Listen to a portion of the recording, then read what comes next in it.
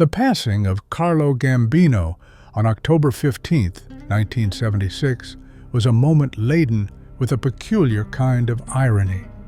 Here was a man who, for decades, had navigated the treacherous waters of the mafia underworld with a silent, almost ghost-like efficiency.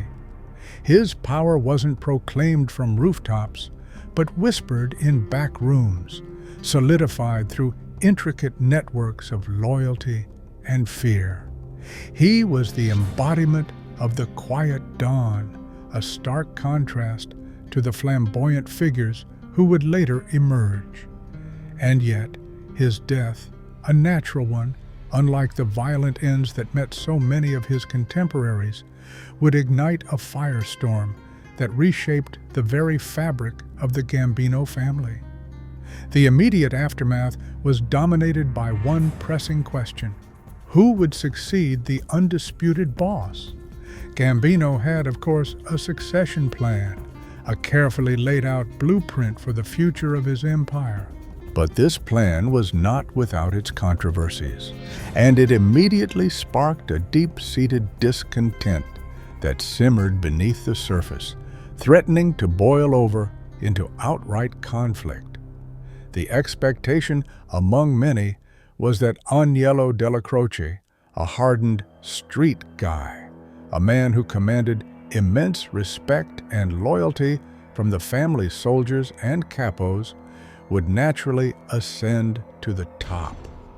Della Croce was a quintessential mobster, tough, charismatic in his own way, and deeply ingrained in the traditional, violent aspects of the organization. He was a war veteran of the underworld, a man who understood the language of muscle and intimidation. He was the logical choice for those who believed in maintaining the old ways, the Cosa Nostra as it was.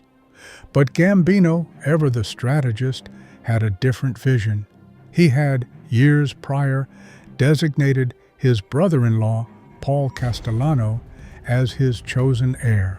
This was a decision that sent ripples of shock and resentment through the family, particularly among those loyal to Della Croce. Castellano was, to put it mildly, an entirely different breed of mobster.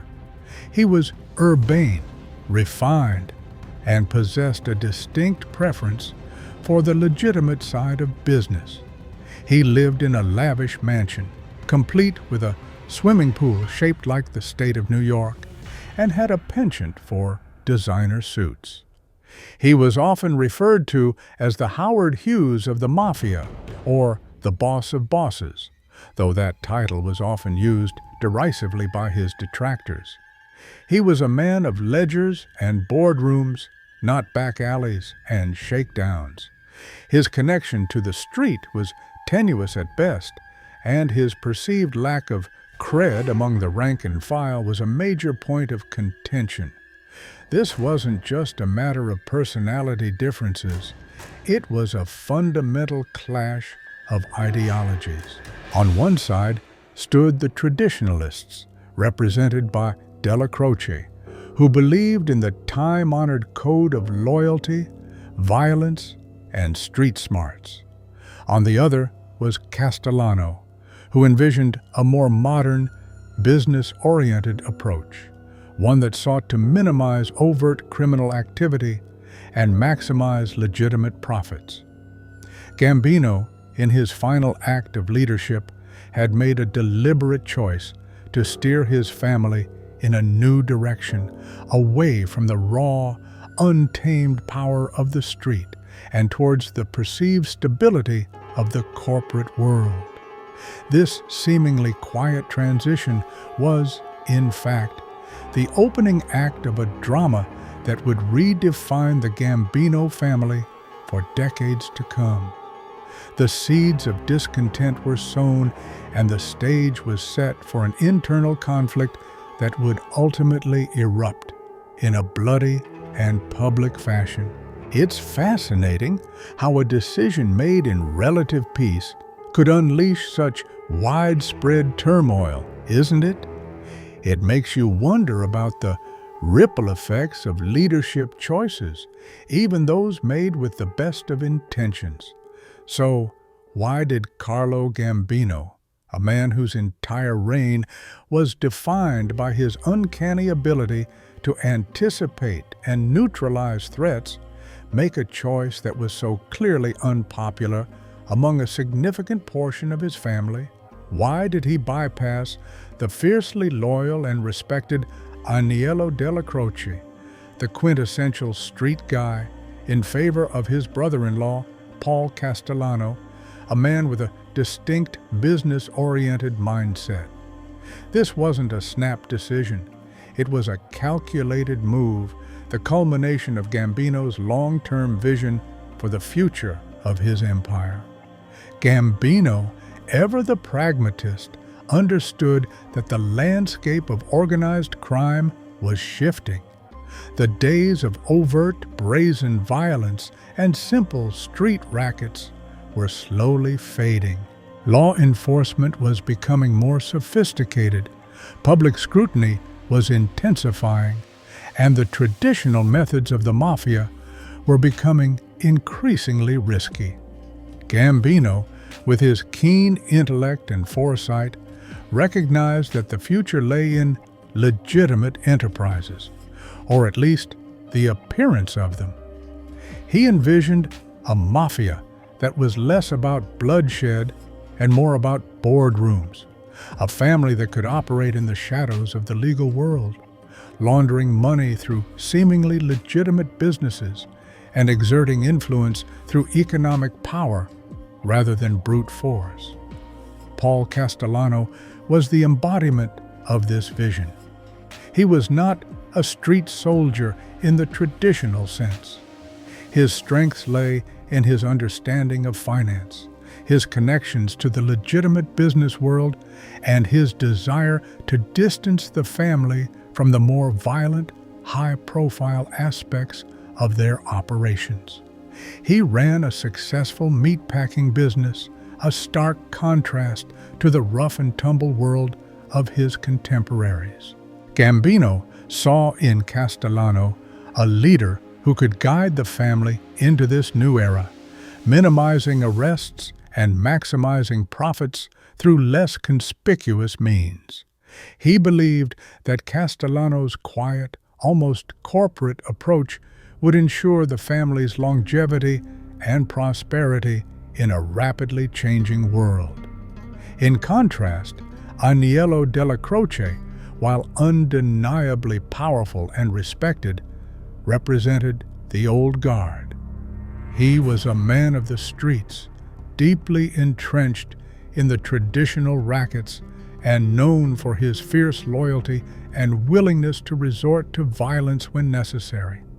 While these qualities had served the family well in the past, Gambino likely viewed them as liabilities in the evolving criminal landscape. He might have seen Della Croce's adherence to the old ways as a potential obstacle to the family's adaptation and survival. His reputation for being a tough guy could draw unwanted attention, and his reliance on traditional methods might not be sustainable in the long run. Moreover, there was an element of dynastic thinking at play. Gambino had a deep-seated belief in keeping power within the family, and Castellano, as his brother-in-law, fit this criterion perfectly. This familial connection, combined with Castellano's perceived business acumen, made him the ideal candidate in Gambino's eyes. It was a clear signal that Gambino wanted to maintain a degree of control even in death by placing someone he trusted implicitly at the helm. This decision, however, came at a steep price. It created a deep chasm within the family, dividing loyalties and fostering resentment. While Gambino may have seen Castellano as the future, many within the family saw him as an outsider, a weak leader who lacked the street credibility and respect necessary to command such a powerful organization. This internal division, fueled by personal loyalties and conflicting ideologies, would ultimately prove to be the fatal flaw in Gambino's meticulously crafted succession plan. It's a classic example of how even the most brilliant strategists can sometimes overlook the human element, the powerful undercurrents of emotion and loyalty that can disrupt the most carefully laid plans. It makes you wonder, doesn't it, if true leadership is about adapting to the evolving world, or if there's a timeless quality to it that transcends changing times. What do you think? Let me know in the comments below. The carefully constructed facade of unity within the Gambino family began to crack almost immediately after Carlo Gambino's death. His decision to appoint Paul Castellano as his successor, bypassing the beloved Aniello della Croce, created a deep schism that festered beneath the surface. For a time, a fragile peace was maintained, largely due to the immense respect della Croce still commanded. He was appointed underboss, a concession that temporarily appeased his loyalists. But this was merely a temporary truce, a calm before the storm. The stage was set for an epic power struggle, a confrontation that would ultimately pit the old guard against the new and culminate in a brutal public display of power. The simmering resentment reached a boiling point after the death of Aniello della Croce in December 1985. Della Croce's passing removed the last major obstacle to Paul Castellano's absolute authority, but it also eliminated the only figure capable of holding the fragile peace together. His funeral was a massive affair attended by mobsters from across the country, a testament to his widespread respect. But for one ambitious figure, Della Croce's death was not a moment of mourning, but an opportunity. That figure was John Gotti.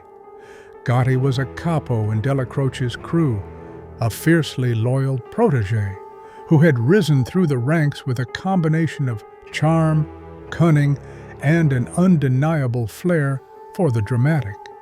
He embodied the street mentality that Castellano so clearly lacked. He was charismatic, fashionable, and loved the spotlight, a stark contrast to Castellano's quiet, almost reclusive nature. Gotti had long chafed under Castellano's leadership, viewing him as weak, out of touch, and disrespectful of the family's traditions. He saw Castellano's focus on legitimate business as a betrayal of the mafia's core principles. The tension between Castellano and Gotti had been building for years. Castellano, increasingly paranoid and isolated in his mansion, viewed Gotti's flamboyance and his crew's continued involvement in traditional rackets, particularly drug dealing, as a direct challenge to his authority. He had issued a strict ban on drug dealing within the family, fearing the harsh penalties it brought and the unwanted attention it attracted from law enforcement. Gotti, however, continued to engage in these activities, viewing Castellano's edicts as an infringement on his autonomy and a sign of weakness. The inevitable confrontation came swiftly and brutally. On December 16, 1985, just weeks after Della Croce's death, Paul Castellano arrived at Sparks Steakhouse in Manhattan for a pre-arranged meeting. As he stepped out of his limousine, he was ambushed by a team of hitmen. Castellano and his underboss, Thomas Bellotti, were gunned down in a hail of bullets on the street. The assassination was brazen, public, and utterly unprecedented for a mafia boss of Castellano's stature. It was a clear message, a dramatic power play orchestrated by John Gotti, who allegedly watched the assassination from a nearby car. The murder of Paul Castellano marked a watershed moment in mafia history. It wasn't just a change in leadership, it was a revolution. Gotti had defied the sacred mafia code, which traditionally forbade the killing of a boss without the approval of the Commission, the ruling body of the American mafia. His actions sent shockwaves through the underworld, and while some condemned his ruthlessness, many within the Gambino family, particularly those who had resented Castellano, welcomed the change. Gotti's ascension to power was swift and decisive. He quickly consolidated his control, eliminating any remaining loyalists to Castellano and promoting his own supporters. He became the new boss of the Gambino family, a figure who would come to define the mafia in the public imagination for years to come. But his rise was built on a foundation of violence and defiance, and it set a dangerous precedent that would ultimately contribute to the family's downfall. The street war was over, but a new, more dangerous chapter had just begun. This dramatic shift, from the quiet calculation of Gambino to the violent ambition of Gotti, is a powerful reminder that even in the most rigid of organizations, the human desire for power can erupt in ways no one anticipates.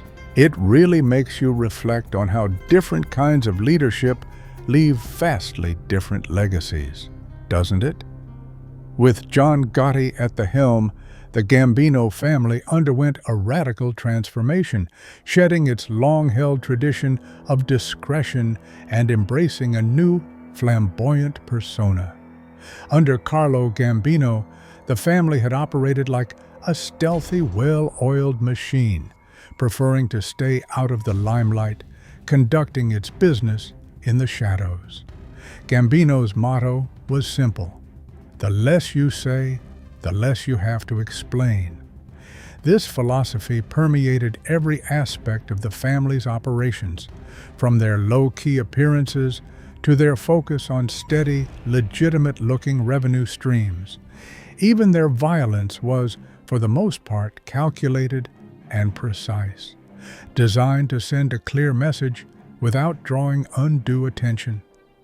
Paul Castellano, despite his struggles with leadership, largely adhered to this principle. He was an introverted figure, preferring the quiet confines of his mansion and his business dealings to the public glare. His aim was to further legitimize the family's finances and keep a low profile. Then came John Gotti. Gotti was the antithesis of everything Gambino and Castellano represented. He was flashy, charismatic, and reveled in the spotlight. He became known as the Dapper Don for his expensive suits and immaculate appearance, and later the Teflon Don due to his uncanny ability to evade conviction in early trials. Gotti loved the media attention, the public adoration, and the perception of invincibility. He held court openly at his social club, the Ravenite Social Club in Little Italy, surrounded by his loyal crew, seemingly unconcerned by the constant presence of federal agents and the press. This shift from a discreet, business-focused family to a flamboyant, attention-grabbing one had profound implications. 1. Increased public profile and law enforcement scrutiny. Gotti's high-profile lifestyle and frequent media appearances made him a celebrity. While this might have boosted his ego and intimidated some, it also made him, and by extension, the entire Gambino family, a prime target for law enforcement. Federal agents who had previously struggled to penetrate the secretive Gambino organization now had a constant stream of public information to work with. Gotti's own words, captured on FBI wiretaps, would eventually become his undoing. He simply talked too much, a stark contrast to Gambino's almost legendary silence. 2. Erosion of traditional mafia code. Gotti's public image and his willingness to break the mafia's unwritten rules, particularly by assassinating Castellano without commission approval, further eroded the traditional code of omerta, silence, and respect for authority. His actions signaled a new era where personal ambition and public image often trumped long-standing traditions. This made other mob families wary of the Gambinos and created internal friction. 3. Shift in power dynamics. Under Gotti, the power shifted dramatically towards the street guys who had supported his rise.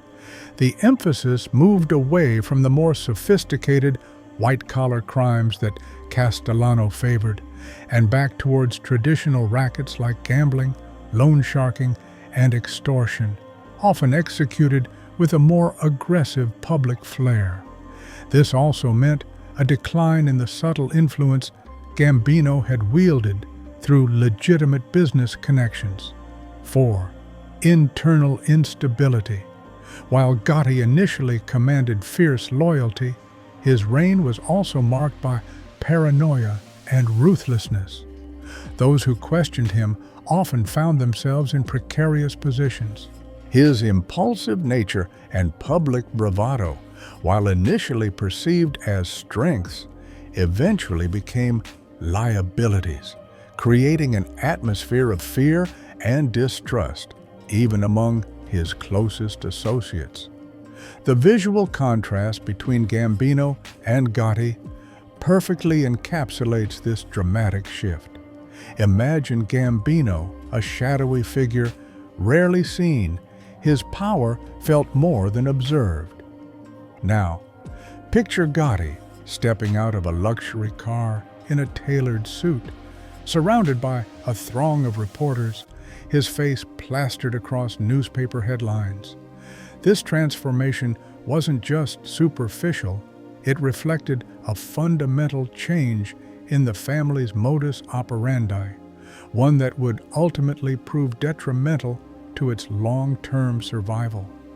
The very traits that made Gotti a media darling were the same ones that laid the groundwork for his eventual downfall and the continued decline of the American mafia.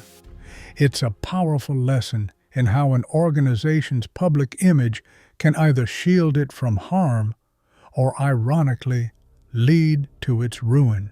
It really makes you reflect on the price of fame, doesn't it? Carlo Gambino's death marked not just the end of an individual, but also the end of an era defined by discretion, strategic thinking, and a quiet, almost invisible control over a vast criminal enterprise.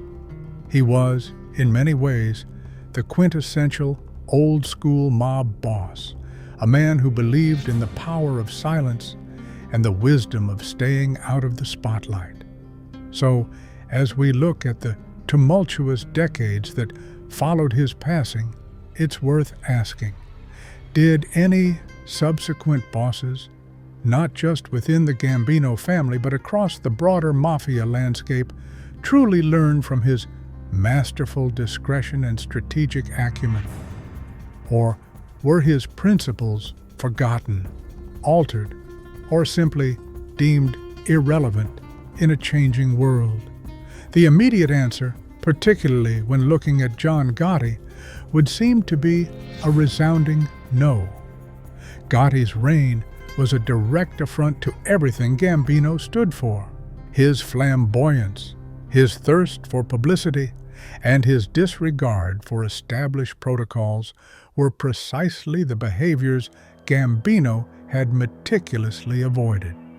Gotti's belief that a little publicity never hurt anybody proved to be tragically mistaken, as his media profile ultimately became a potent weapon for law enforcement. The very qualities that made Gotti a celebrity were the ones that provided federal investigators with the evidence they needed to finally bring him down. The wiretaps, the public appearances, the casual conversations captured by hidden microphones all became part of the prosecutorial narrative. In this sense, Gotti's leadership was a complete rejection of Gambino's principles, a stark lesson in what not to do. However, the legacy of Gambino's discretion isn't entirely absent from the subsequent history of the mafia. While some bosses like Gotti famously ignored his lessons, others, perhaps observing Gotti's eventual downfall, attempted to revert to a more low-profile approach. After Gotti's imprisonment and eventual death, the Gambino family, under subsequent leadership, did try to return to a more traditional, less conspicuous mode of operation. Bosses like Peter Gotti, John's brother, and later Domenico Cefalu, generally favored a quieter approach, attempting to rebuild the family's finances and influence away from the glare of the media. They understood that the attention John Gotti attracted was ultimately detrimental to the organization's long-term survival. This wasn't a return to Gambino's strategic genius, but it was at least an acknowledgement that drawing public attention was a recipe for disaster. Beyond the Gambino family itself, the broader mafia landscape also saw a mixed bag. Some crime families, like the Genovese family, have historically maintained a much lower profile, earning them the moniker the Ivy League of the Mafia. Their bosses are notoriously difficult to identify, let alone prosecute, precisely because they adhere to a stricter code of silence and avoid the kind of public displays that characterize the Gotti era. One could argue that their sustained existence, in contrast to the heavily prosecuted Gambino family, is a testament to the enduring wisdom of Gambino's discreet approach. They learned, or perhaps always knew, that the quiet path was often the safest. Yet, it's also important to acknowledge that the world changed drastically after Gambino's death. The advent of RICO statutes, increased surveillance technology, and a more aggressive stance by federal prosecutors made it increasingly difficult for any mafia family to operate with the same impunity they once enjoyed. So, while some bosses may have consciously tried to emulate Gambino's discretion, the external pressures were far greater than anything he faced in his prime. Ultimately, Gambino's enduring legacy is a complex one. His principles of discretion, careful planning, and a focus on legitimate business were undoubtedly a blueprint for longevity in the underworld. However, the allure of power, the desire for respect, and the changing dynamics of crime itself often led subsequent leaders astray. The flamboyant rise and spectacular fall of John Gotti served as a stark reminder of the dangers of abandoning those principles.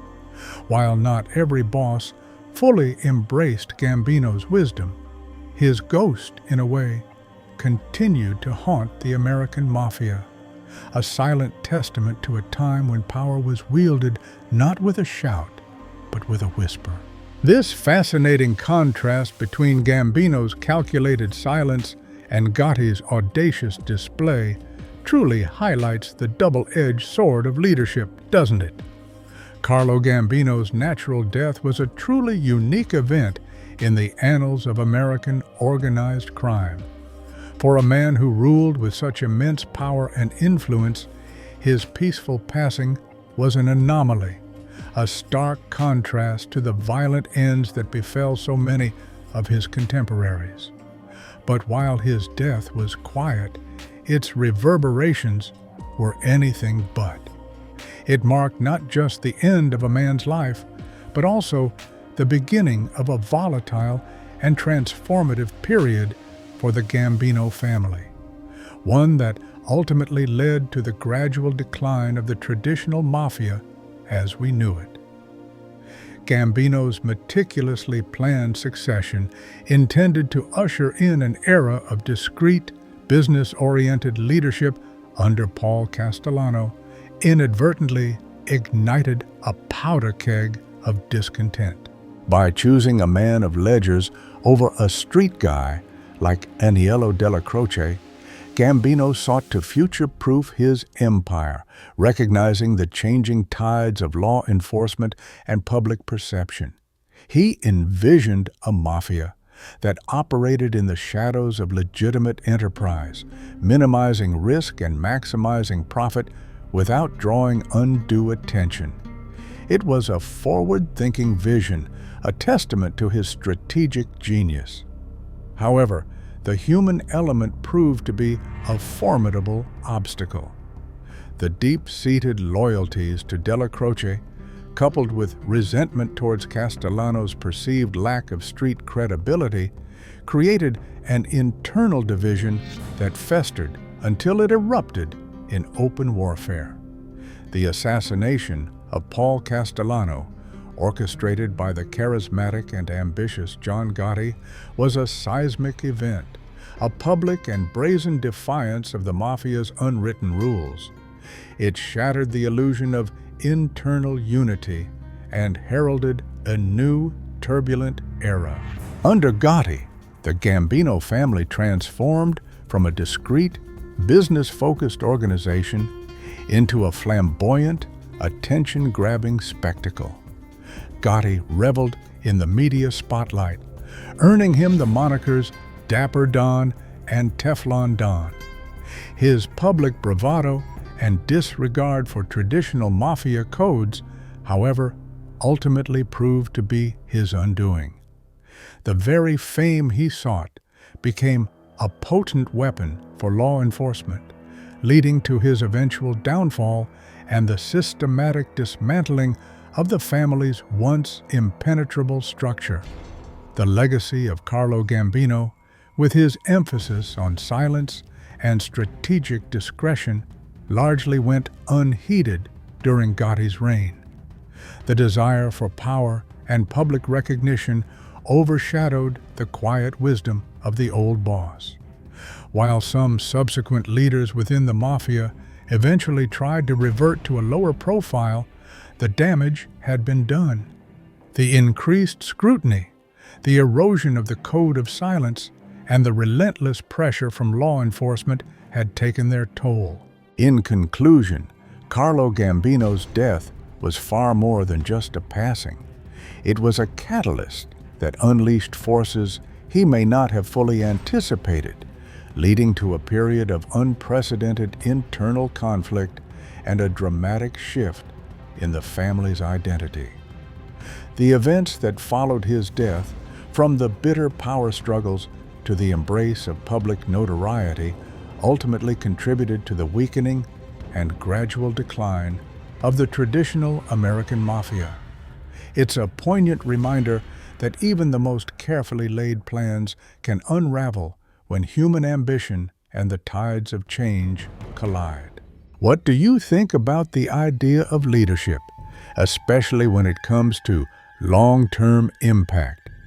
Do you believe that a leader's true legacy is only revealed after they're gone, or is it something that can be shaped and controlled during their lifetime? Let me know your thoughts in the comments below, and if you found this deep dive into the Gambino family's history insightful, remember to hit that like button and subscribe for more stories that explore the hidden currents of history and human nature. Your support truly helps us bring these intricate narratives to life.